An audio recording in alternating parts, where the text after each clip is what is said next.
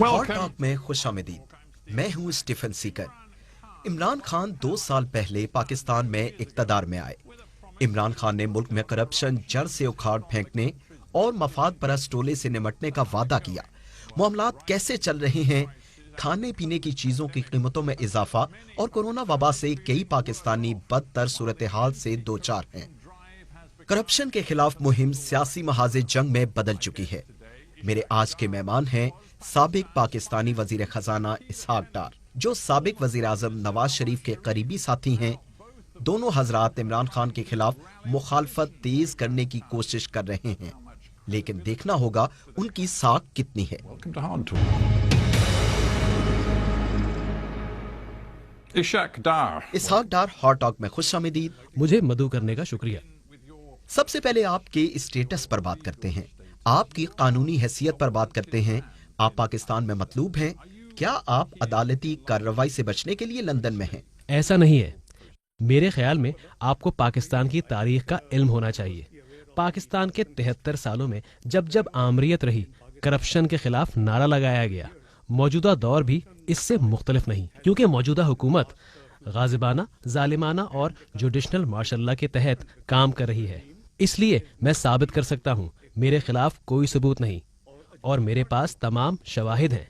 مجھے امید ہے کہ آپ جانتے ہیں میرے خلاف سب سے بڑا الزام میرا نام پاناما پیپرز میں نہیں، میرا نام 20 اپریل 2017 کے سپریم کورٹ فیصلے میں نہیں. ایک لمحے کے لیے رکیں.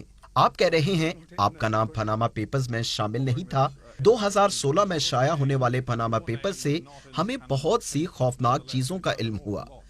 غیر ملکی بینکوں میں دولت چھپا کر رکھی گئی اور اس میں پاکستان کے بڑے بڑے سیاستدان ملوث پائے گئے. اس وجہ سے کہا جاتا ہے صرف نواز شریف فیملی نہیں، آپ کا خاندان بھی اس میں ملوث ہو سکتا ہے. نہیں، اس میں میری فیملی کا ذکر تک نہیں. بالکل نہیں، بالکل نہیں. میں یہ نہیں کہہ رہا کہ آپ کی فیملی کا ذکر ہے، لیکن پاناما پیپرز منظر عام پر آنے کے بعد نیب نے آپ اور آپ کے فیملی کے کاروبار، ساسوں اور اکاؤنٹس کی چھانبین کا فیصلہ کیا اور انہیں آپ کے اکاؤنٹس میں سنگین بے قاعدگیوں کا بالکل نہیں، بالکل نہیں. میرے خیال میں آپ جانتے ہوں گے سپریم کورٹ کے حکم پر JIT بنائی گئی. سپریم کورٹ نے ماورائے عدالت سرگرمی کا فیصلہ کیا. اس میں ملٹری انٹیلیجنس کے 2 ارکان تھے. 6 رکنی JIT میں انہی دونوں ارکان کا حکم چلتا تھا. آپ دیکھیے اس کا ایک پس منظر ہے. میں یہ کہہ رہا ہوں نیب پاکستان میں کرپشن کے خلاف مرکزی ادارہ ہے. جی ایسا ہے. نیب نے آپ اور آپ کی فیملی کے کاروبار کی چھانبین کی. آپ اچھی طرح جانتے ہیں 20 ستمبر کو یہ بات سامنے آئی کہ آپ اور آپ کی فیملی کے اثاثے ذرائع آمدن سے بہت زیادہ ہیں. خاص طور پر اس چیز کا ذکر کروں گا کہ آپ پر الزام ہے کہ آپ نے مالی ہیرا پھیری کے ذریعے اپنے اور اپنے زیر کفالت افراد کے لیے 60 لاکھ امریکی ڈالر مالیت کے اثاثے بنائے، جو پاکستانی کرنسی میں 840 ملین روپے سے زائد ہیں. اب آپ کے اختلاف کی وجہ یہ ہے کہ نیب کی کوئی ساکھ نہیں. نیب بہت پہلے اپنی ساکھ کھو بیٹھا ہے. یہ ایسا ادارہ ہے جسے سیاسی مخالفین کے لیے استعمال کیا جاتا ہے. انتہائی احترام کے ساتھ پوچھتا ہوں، آپ اپنی حکومت میں سینئر ترین وزیر تھے. آپ کو معلوم ہے میں نے کیا کیا؟ میں نے پریس کانفرنس کی جس میں میں نے ٹیکس ریٹرن کے ذریعے اثاثوں کی وضاحت کی. JIT رپورٹ میں مجھ پر بے بنیاد الزام تھا کہ میں نے 20 سال تک پاکستان میں ٹیکس ریٹرن جمع نہیں کرایا، 1981 سے 2000 تک. اس وجہ سے سپریم کورٹ نے میرے خلاف نیب کو ریفرنس کا حکم دیا. UK سے کوالیفائڈ چارٹرڈ اکاؤنٹنٹ جس نے 1974 تک UK میں ٹیکس معاملات کی ہمیشہ رپورٹنگ کی. شمالی امریکہ میں بھی 2 سال، پھر پاکستان میں 1978 سے ٹیکس ریٹرن کبھی مس نہیں کیا. اگر ایسا ہے یہ کیسا شرمناک الزام ہے؟ بات کرتے ہیں. میں نے کئی سالوں میں بہت سے حکومتی شخصیات کے انٹرویوز کیے. سب یہی کہتے ہیں کہ وہ کسی صورت کرپشن میں ملوث نہیں، وہ شفافیت پر یقین. میرا بھی یہی یقین ہے. آپ کا یقین بھی یہی ہے. آپ کی اور آپ کے خاندان میری جائیدادوں کی تفصیل ٹیکس گوشواروں میں موجود ہے. میرے سوال کا واضح جواب میری پاکستان میں صرف ایک جائیداد ہے جو حکومت نے ضبط کر لی ہے. میرے پاس بہت ساری جائیدادیں نہیں ہیں. میں نے اثاثوں کی مالیت رپورٹ کر رکھی ہے. کیا آپ اور آپ کے خاندان نہیں، ایک بھی نہیں. صرف ایک پراپرٹی ہے؟ ایک. اور آپ کی فیملی کی کتنی جائیداد ہے؟ نہیں، ایک بھی نہیں. نہیں، کوئی جائیداد نہیں.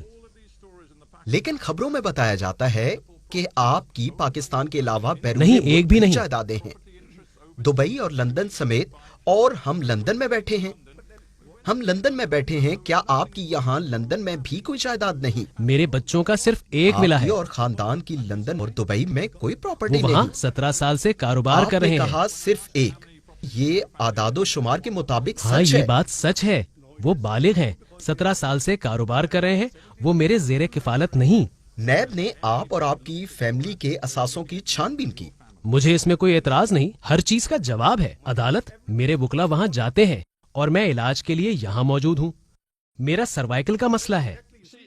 اگر یہ سچ ہے اور آپ کے پاس صرف ایک پراپرٹی ہے اور آپ نے تمام 20 سال کے ٹیکس ریکارڈ اداروں کو دے دیے ہیں، سب کچھ شفاف ہے، تو آپ پاکستان کیوں نہیں جاتے؟ پاکستان جا کر عدالت میں مقدمے کا سامنا کیوں نہیں کرتے؟ دیکھتے ہیں۔ آپ تقریباً 3 سال سے لندن میں ہیں، کیا آپ واقعی بیمار ہیں؟ جی، میں بیمار ہوں۔ کیا آپ کی پاکستان واپسی ممکن نہیں؟ پاکستان میں دیکھیں کیا ہو رہا ہے، انسانی حقوق کہاں ہیں؟ نیب کی حراست میں لوگوں کے ساتھ کیا ہو رہا ہے؟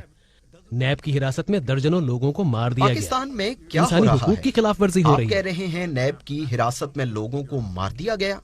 نیب کی تحویل میں کئی لوگ مر چکے ہیں، یہ ایک کھلا راز ہے۔ آپ کے پاس تفصیلات ہوں گی، آپ چاہیں تو میں آپ کو تفصیل دے دیتا ہوں۔ آپ دیکھیے، یہ ادارہ مخالفین کے خلاف استعمال ہو رہا ہے۔ جیسا کہ میں نے پہلے کہا، خلاصہ یہی بنتا ہے، میرے اثاثے ظاہر ہیں، اگر میرے ٹیکس گوشوارے موجود ہیں تو ہر چیز کا حساب بھی ہے۔ مسئلہ کچھ اور ہے، نواز شریف سویلین بالادستی کی جنگ لڑ رہے ہیں اور میں ہمیشہ مالی نظم و ضبط کی جنگ لڑتا رہا ہوں۔ نواز شریف بھی طبی بنیادوں پر لندن میں ہیں۔ نیب نے ان سے بدسلوکی کی۔ نیب نے بدسلوکی کی، سچ تو یہ ہے نواز شریف سزا یافتہ مجرم ہیں۔ ان دونوں کیس کے فیصلوں پہ لکھا ہے کہ پروسیکیوشن کوئی کرپشن ثابت نہیں کر سکی۔ میں معذرت چاہتا ہوں، لیکن یہ بات واضح ہے نواز شریف سزا یافتہ مجرم ہیں۔ احتساب عدالت نے نواز شریف کے خلاف ثبوتوں کی روشنی میں انہیں 10 سال کی سزا سنائی، بعد میں کم کر کے 7 سال کر دی، پھر انہیں طبی بنیادوں پر لندن آنے کی اجازت دی گئی، بالکل اسی طرح جیسے آپ کو لندن آنا پڑا۔ آپ نواز شریف حکومت میں وزیر خزانہ تھے، اب آپ اور وہ خود کو پاکستانی اپوزیشن کی نمایاں آواز کے طور پر پیش کرتے ہیں۔ آپ قبل از وقت انتخابات اور عمران خان کی حکومت کا خاتمہ چاہتے ہیں۔ میرا سوال یہ ہے کہ اس کے لیے آپ کے پاس کیا اخلاقی جواز ہے؟ عمران خان حکومت کی ساکھ کیا ہے؟ دنیا گواہ ہے، الیکشن چرایا گیا، یہ دھاندلی زدہ الیکشن تھا۔ یہ صرف ہم نہیں کہہ رہے، 2018 سے پہلے کے جائزے دیکھیں تو اس میں نون لیگ کی کامیابی کی پیش گوئی کی گئی تھی۔ پاکستان کا انسانی حقوق کمیشن کے تجربہ کار کہتے ہیں یہ پاکستان کا بدترین الیکشن تھا۔ سب جانتے ہیں یہ الیکشن چرایا گیا۔ میں ابھی بھی EU مانیٹرز کی رپورٹ دیکھ رہا تھا، اس میں چند حلقوں میں بے ضابطگیاں دکھائی گئی، لیکن انہوں نے حتمی نتیجہ یہ اخذ کیا کہ مجموعی طور پر الیکشن شفاف تھے اور الیکشن 2018 میں عمران خان کی فتح میں کوئی شک و شبہ نہیں۔ پھر آپ نے تمام رپورٹس نہیں دیکھی۔ آپ اپنی پسندیدہ بدترین رپورٹس کا انتخاب کر رہے ہیں، لیکن EU مانیٹرز بھی آزاد ادارہ ہے جس نے الیکشن اور عمران خان کی جیت کو شفاف قرار دیا ہے۔ عالمی طور پر آزادانہ شفاف انتخابات، کیا ہم شفافیت پر کوئی سوال اٹھاتے ہیں؟ وہ کیا رپورٹ کرتے ہیں؟ مجھے یقین ہے پاکستان کے ہر الیکشن میں کچھ نہ کچھ مسئلہ ہوتا ہوگا، مکمل طور پر ہر چیز شفاف ہو، ایسا نہیں ہوتا۔ میں یاد رکھتا ہوں، حقیقت یہ ہے عمران خان کے پاس جمہوری مینڈیٹ ہے اور 2 سال بعد آپ پاکستان کے عوام سے کہہ رہے ہیں کہ حکومت کو جانا ہوگا۔ یہ الیکشن چرایا گیا ہے، دھاندلی ہوئی، پولنگ سے پہلے دھاندلی کی گئی، ہماری پارٹی کے لوگوں کو PTI میں شامل کرایا گیا، نیب کو استعمال کیا گیا، نتائج جاری کرنے کا سسٹم بیٹھ گیا، RTS گھنٹوں بند رہا، پولنگ ایجنٹس کو زبردستی باہر نکال دیا گیا، یہ بھی پتا چلا کہ 35 نشستوں پہ دھاندلی کی گئی۔ اگر یہ سب نہیں ہوتا تو عمران خان حکومت نہیں بنا سکتا تھا۔ یورپی یونین مبصرین کی ٹیم کے سربراہ نے بھی یہ آپ نے کہا۔ پوری رپورٹ نہیں سنی، مجموعی طور پر یہ انتخابات آپ نے پوری شفاف رپورٹ تھے۔ نہیں دیکھی۔ EU چیف کی پوری رپورٹ دیکھ لیں، اس آخری جملے سے پہلے رپورٹ میں کیا کہا گیا چلیے ہے؟ آگے بڑھتے ہیں۔ اب آپ کی حکمت عملی کیا ہوگی؟ آپ اور نواز شریف اپنے ویڈیو لنکس پاکستان بھیج رہے ہیں اور جلسوں میں ہزاروں پاکستانی عمران خان حکومت کے قبل از وقت خاتمے کا مطالبہ کر رہے ہیں۔ نواز شریف نے پنجاب میں ہزاروں لوگوں کے سامنے کہا army chief general Qamar Javed Bajwa اپنی ساکھ کھو بیٹھے ہیں۔ نواز شریف نے کہا آرمی چیف نے انہیں نکالا اور 2018 کے انتخابات میں ان کی شکست کے ذمہ دار بھی وہی ہیں۔ نواز شریف نے کہا انہوں نے نہ صرف حکومت ختم کرائی بلکہ قوم کو اپنی خواہشات کی بھینٹ چڑھا دیا۔ الیکشن میں عوام کی مرضی مسترد کی گئی، نااہل لوگوں کو منتخب کرایا گیا جو معیشت کو تباہی کی طرف لے کر جا رہے ہیں۔ آپ کے ملک کے آرمی چیف کے بارے یہ میں حقیقت ہے۔ غیر معمولی باتیں ہیں۔ یہ اوپر سے ہی ہوتا ہے، ایک ڈیپ سٹیٹ۔ پاکستان میں ڈیپ سٹیٹ سے سب واقف ہیں۔ کیا یہ آپ کے لیے حیرت کی بات ہے؟ یہ ایک گھن چکر ہے جسے دنیا جانتی ہے۔ ہیلری کلنٹن نے ایک انٹرویو میں ڈیپ سٹیٹ کے لیے پاکستان کی مثال دی۔ مہربانی کریں، ہمیں تجربے سے شفاف ہونا چاہیے۔ الیکشن چرایا گیا، ڈان لیگ سے شروعات ہوئی۔ نواز شریف جمہوریت اور پارلیمنٹ کی بالادستی کے لیے جد و جہد کر رہے ہیں اور میں مالی نظم و ضبط اور شفافیت کی جد و جہد کرتا رہا ہوں۔ یو کے میں جمہوریت اور جمہوری اقدار کی بالادستی ہے۔ ہم سمجھتے ہیں کہ ہمیں آپ کی حمایت حاصل ہوگی۔ آپ یہ کہہ رہے ہیں کہ پاکستان میں فوج جمہوری عمل کو تہ و بالا کر رہی ہے۔ یہ عالمی رپورٹس ہیں۔ آپ یہ کہہ رہے ہیں پاکستان کے لوگ یہ انٹرویو دیکھ رہے ہوں گے اور آپ اپنے ملک کی فوج کی مذمت کر رہے ہیں۔ فوج نہیں، میرے خیال میں ہمیں افراد کی بات کرنی چاہیے۔ ہم پوری فوج سے متعلق یہ نہیں کہہ رہے۔ فرق واضح کرنے دیں۔ خواہشات کی فہرست ہے، مختلف لوگوں کی ذاتی ترجیحات ہیں جنہوں نے ملک میں ماشاء اللہ لگایا۔ آرمی چیف سپہ سالار ہیں۔ آپ اور نواز شریف کا کہنا کہ وہ جمہوری عمل کو کمزور کر رہے ہیں، کیا آپ یہی کہہ رہے ہیں؟ ہم یہ کہہ رہے ہیں کہ اگر الیکشن میں دھاندلی ہوئی، جیسا کہ واضح ہو چکا ہے، شک و شبے کے بغیر اگر الیکشن میں دھاندلی ہوئی اور کسی نے منصوبہ بنایا، یہ ہم نہیں تھے۔ پاکستان کے وزیر داخلہ نے کہا نواز شریف ملک کے چوتھی بار وزیر اعظم بن جاتے اگر ان کے ڈیپ سٹیٹ اور اداروں کے ساتھ مسائل نہ ہوتے۔ انہوں نے ایسا کیوں کہا؟ آپ جو الزام لگا رہے ہیں وہ تسلیم نہیں کیا جا سکتا۔ آپ کے مربی نواز شریف کئی سال تک خود فوجی عامر جنرل ضیاء کے سائے میں رہے اور اچانک نواز شریف نے فیصلہ کر لیا کہ پاکستان کی سیاست میں فوجی مداخلت کسی صورت قبول نہیں۔ یہ کیسی منافقت ہے؟ میں آپ کے تجزیے سے اتفاق نہیں کرتا۔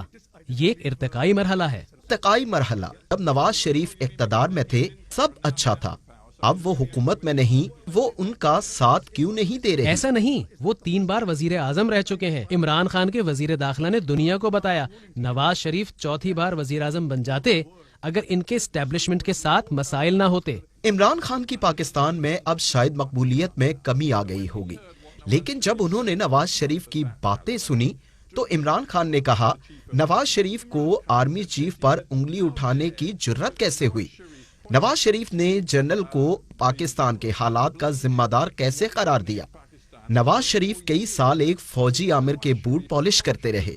یہ جو عمران خان نے کہا اس پر انہیں عوام کی حمایت حاصل ہوگی جب وہ آپ کی منافقت دیکھیں گے۔ میرا خیال ہے آپ نے عمران خان کی 21 ویڈیو کلپس نہیں دیکھی جس میں انہوں نے فوج اور آرمی چیف اور انٹیلیجنس سروسز سے متعلق باتیں کی۔ عمران خان نے گزشتہ سال امریکہ میں کہا اسامہ بن لادن کی ISI نے مدد کی اور بھی بہت کچھ کہا۔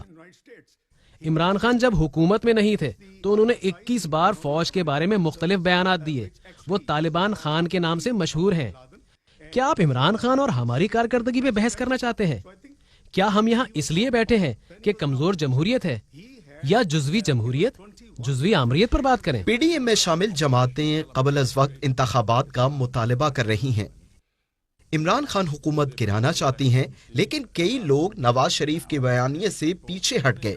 بلاول بھٹو نے بھی کہا نواز شریف کو آرمی چیف سے متعلق باتیں نہیں کرنا چاہیے تھیں۔ بلاول نے نواز شریف کے بیان پر افسوس کا اظہار کیا۔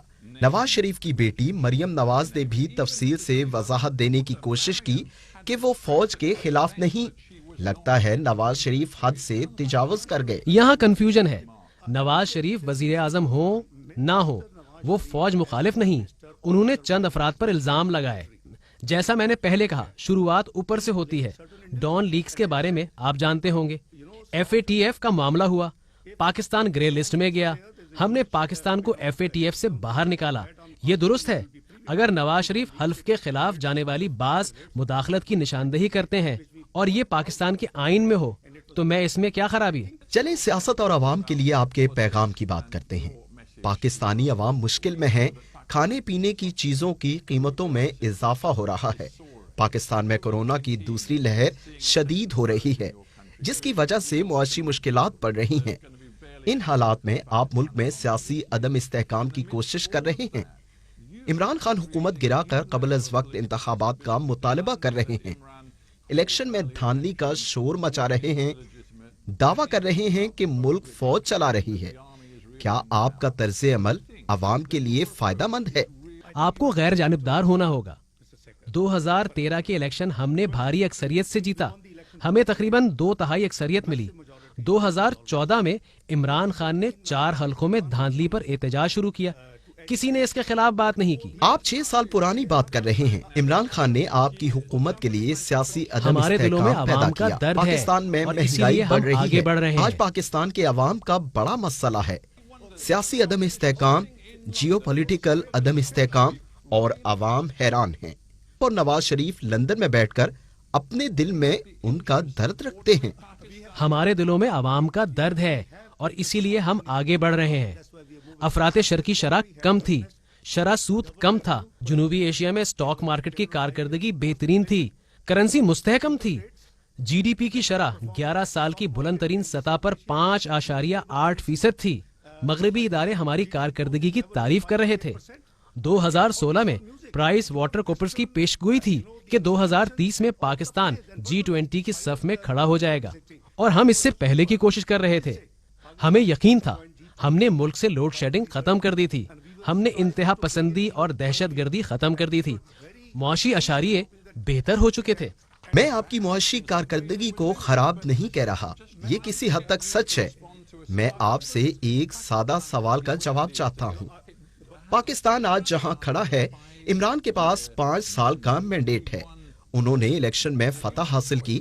آپ اگلے الیکشن تک انتظار کر سکتے ہیں، آپ واپس پاکستان جا سکتے ہیں، لیکن آپ ابھی تک لندن میں ہیں۔ آپ آئندہ الیکشن لڑ سکتے ہیں، یا آپ لندن میں بیٹھ کر عمران خان کی حکومت کمزور کرنے کی کوشش کر سکتے ہیں، لیکن اس سے پاکستان میں سیاسی عدم استحکام پیدا ہوگا۔ یہ سیاسی عدم استحکام کا مسئلہ نہیں، یہ نااہلی کا معاملہ ہے، یہ کارکردگی کو نہ دکھانے کا مسئلہ ہے، یہ 2 سال میں پاکستانی معیشت کا بیڑا غرق ہونے کا مسئلہ ہے۔ 1952 کے بعد پاکستان میں پہلی بار جی ڈی پی کی شرح منفی ہو گئی۔ پہلے سال 1.9%، دوسرے سال منفی 1.4%۔ ملک میں لوگ بڑے پیمانے پر بے روزگار ہو گئے۔ ہم نے 6% لوگوں کو غربت سے نکالا۔ عمران خان نے 1 کروڑ نوکریوں کا وعدہ کیا، مگر 1 کروڑ 20 لاکھ لوگوں کو بے روزگار کر دیا۔ آپ کے طرز عمل سے پاکستان کمزور ہو رہا ہے۔ آپ نے حال میں ہی میرے خیال میں ایسا آپ وہ ٹویٹ سب کیا کہ عمران خان فضتاحیت کی راہ پر چل رہے ہیں۔ عمران خان پاکستان کے مفادات کے لیے کھڑے ہیں۔ انتہائی تناؤ کی صورت میں بھارت اور مودی کو 2 ٹوک جواب دیا۔ آپ جانتے ہیں، چین کے ساتھ مل کر اچھی خارجہ پالیسی بنائی جو معاشی استحکام پر مبنی ہے، جس پر آپ چلتے رہے۔ عمران خان نے پاکستان کا اثر و رسوخ استعمال کر کے افغان طالبان کو امن عمل مذاکرات کے لیے رضامند کیا۔ آپ کیسے کہہ سکتے ہیں یہ پالیسیاں فضتائی ہیں؟ میرے خیال میں آپ وہ سب نہیں جانتے ہیں، یا آپ کو جاننے کا موقع نہیں ملا وہ پاکستان میں کس طرح کی فضتائیت کر رہا ہے۔ کیا آپ اس بات پر قائم ہیں؟ جی بالکل، وہ فضتائیت کے راہ پر چل رہے ہیں۔ آپ کورونا وبا کے باوجود پاکستان میں ہزاروں لاکھوں افراد کو سڑکوں پر لانا چاہتے ہیں۔ آپ عمران خان حکومت گرا کر جلد انتخابات چاہتے ہیں۔ آپ اپنے ارادے میں تاحال کامیاب نہیں ہو سکے۔ آپ کا اگلا قدم کیا ہوگا؟ آپ نہیں جانتے عمران خان اس عرصے میں کیا کرتے رہے؟ پی ڈی ایم کے جلسے 16 اکتوبر سے شروع ہوئے۔ ان 6 ہفتوں میں حکومت نے بھی بڑے جلسے کیے۔ آپ کا اگلا قدم کیا ہوگا؟ پاکستان میں جمہوریت کی بالادستی ہمارا اولین ہدف ہے۔ آزادانہ اور شفاف الیکشن پاکستان میں جمہوریت کی بالادستی چاہتے اور ہیں۔ قانون کی حکمرانی؟ جی، قانون کی حکمرانی۔ آپ پاکستان میں قانون کی حکمرانی کا سامنا کریں گے؟ جی ہاں، میں کروں گا۔ پاکستان میں تمام اداروں کو اپنی آئینی حدود میں رہ کر کام کرنا ہوگا۔ ہم اس پر بہت خوش ہوں گے۔ جہاں تک میرے ٹویٹ کا تعلق ہے، مجھے اس پر کوئی افسوس نہیں۔ حقیقت یہی ہے، اگر وزیر اعظم FIA کے DG کو لوگوں کے نام بتا کر کہیں انہیں گرفتار کر لو، یہ کس قسم کی طرز حکمرانی ہے؟ ہماری گفتگو اب ختم ہوتی ہے. آپ یہاں آئے بہت خوشی ہوئی. آپ کا شکریہ. میرے لیے خوشی کی بات ہے. It's a pleasure. Many thanks.